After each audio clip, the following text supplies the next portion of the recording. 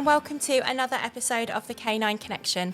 I'm your host Victoria Morris, animal behaviourist and trainer, and today I'm welcoming to the studio Elisa de Angeli, professional pet groomer and owner of Lovely Pet Boutique in Ventimiglia, Italy. I've known Elisa for many years. She is the one person I trust to groom my clients' dogs, and I'm so excited to interview her today.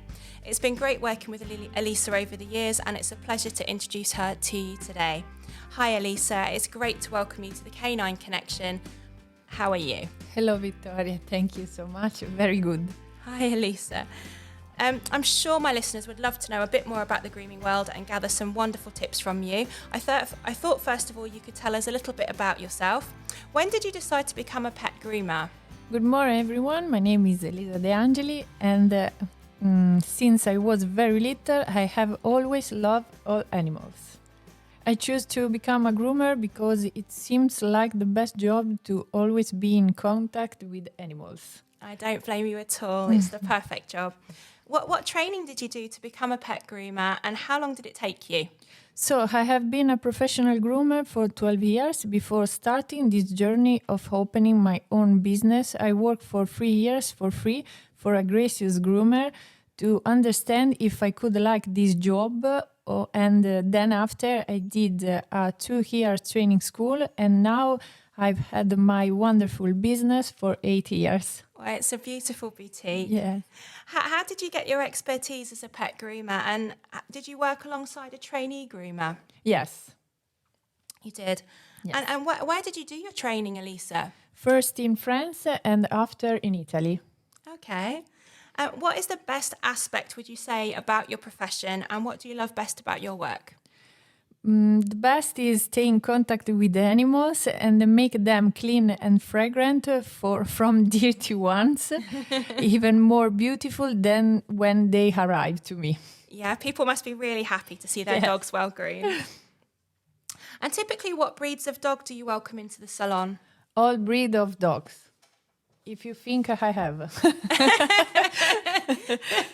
It sounds like you're super busy. How did you come to own your own salon? How long have you had the salon? After many work sacrifice, which allowed me to save some money, and also thanks to my fantastic parents, now I have the shop for almost 8 years. Wonderful, and great to have the support of your parents. And like I say, it's a wonderful, wonderful boutique, so everybody must go. What made you decide on the name Lovely Pet Boutique? Lovely is lovely. Love is love.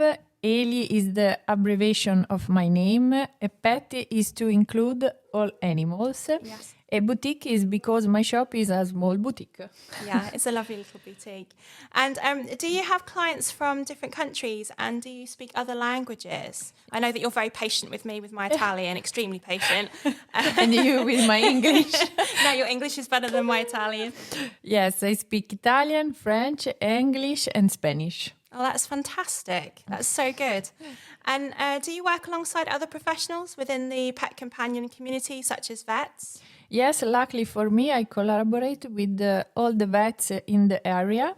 They send me many furry clients to take care of problems related to skin, fur and teeth cleaning.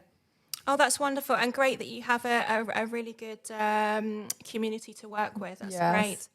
And what is your philosophy and approach at your salon? Love, respect and professionalism. We must always be sincere and do our job as best we can, because animals don't speak, so we must be their voice. Yeah, and this is why I bring the dogs to you, because you have such a good approach and philosophy. I was going to ask you as well, do you run any special events? I sometimes see your posts where you're running special events. Yes, every year I always organize some different and very interesting event, always in collaboration with the veterinarian. But we can do together. Yeah, we must. Yes.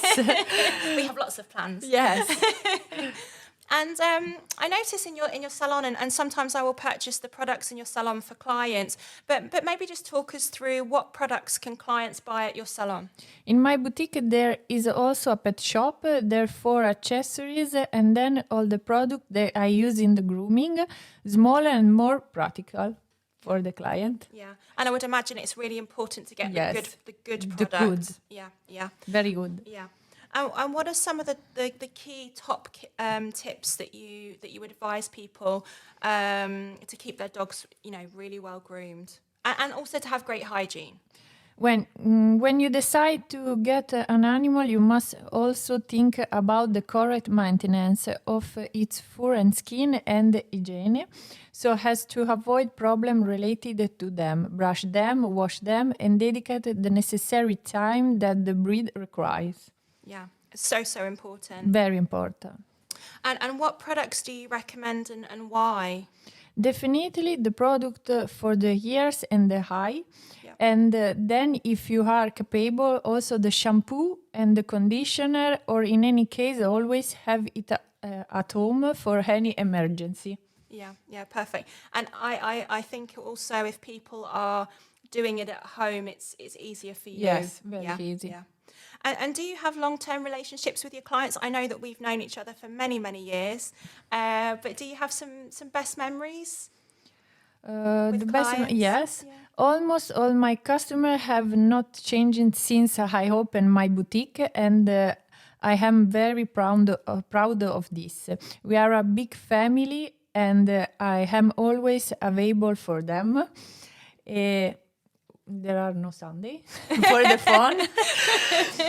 One of the things that please me is receiving visit from my customer who have lost their dog due to old age or illness and come to the shop to say hello, and we remember the good moments with them together. Oh, that's nice. Yes. And it's so good that you can be there to support as well. Yes, very It's good. important. And what sort of dog breeds do you recommend not cutting the coat? Because I know it's very popular for people to cut the coat. There are many breeds for which I advise against cutting the fur, but at the moment the most popular breed to cut is the Pomeranian. Yeah. And there is no wrong thing to do if you really love them. Unfortunately, people follow fashion and don't ask themselves and inform themselves if whether it is correct or not to do this. Yeah. And it's very important, I would think, to ask your opinion on this when they come to see you, to ask you professional advice. Yeah. And what are some of the common mistakes you feel people make when caring for their pets or their dog's coat? Who do not dedicate the right time to it, and who do not really on expert groomers, but on people who are improvised and in this profession, unfortunately. Yeah, I understand.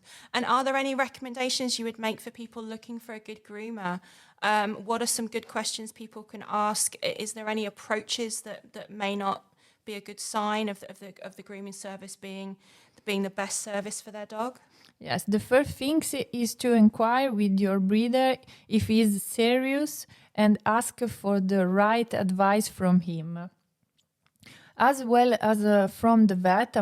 Fortunately, I collaborate with many vets and breeders. This is because they know how I work. I do continuous training courses and study every year. Yes. They are also taught and can issue certificates and diplomas. Even participation in dog show and having many diplomas and certificates means that the person you turn to mean that he know the job he is doing. Yeah, I think it's very important. Yeah, it makes a lot of sense. Yeah, it's very important. I think that you're constantly educating yourself and learning and improving your skills as well. What is your favorite dog training tool? I mean, are there any grooming tools that you don't use? My favorite tools are my line of combs that I created especially for each type of hair based on need. I don't use veterinary tools because I'm a groomer. Yeah. I'm a groomer, and the groomer don't use veterinary tools. Yeah, absolutely. So there was something I was really interested to chat to you about, because I'm not sure if many people are aware.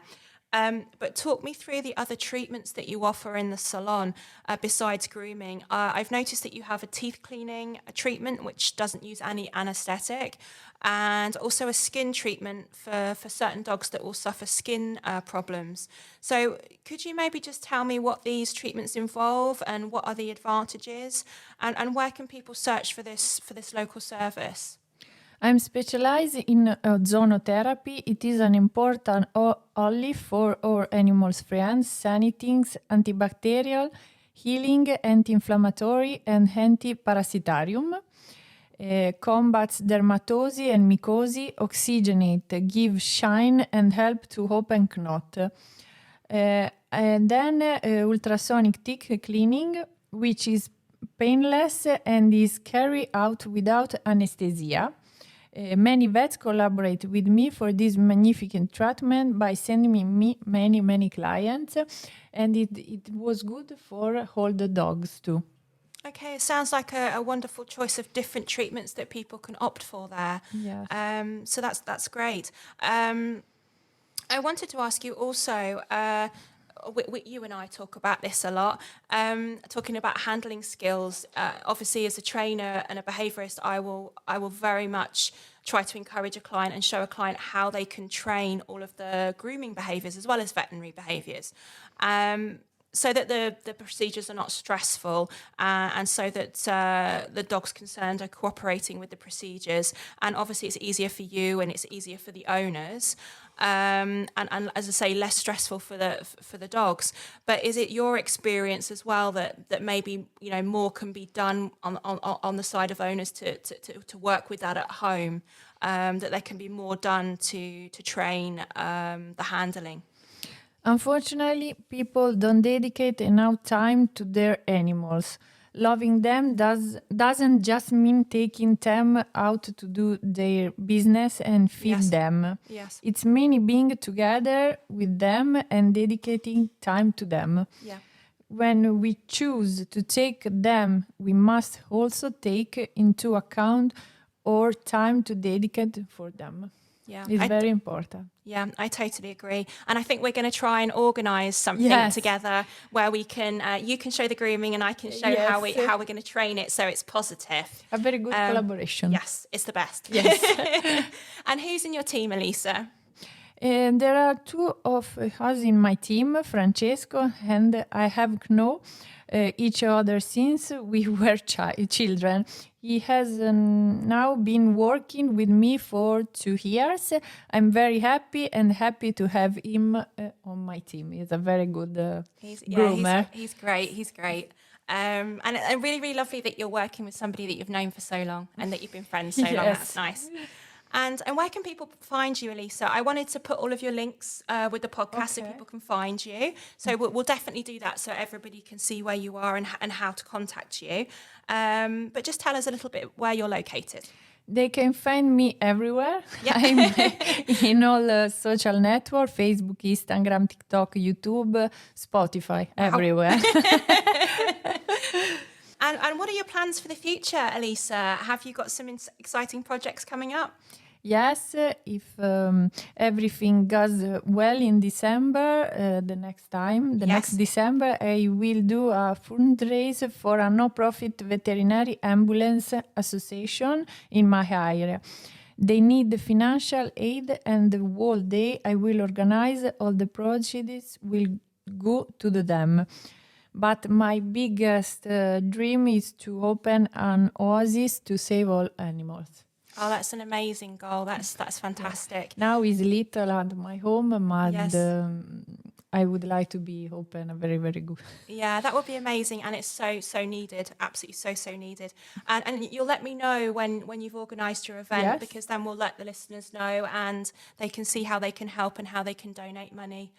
We'll do the best we can. I think for the next December for Christmas.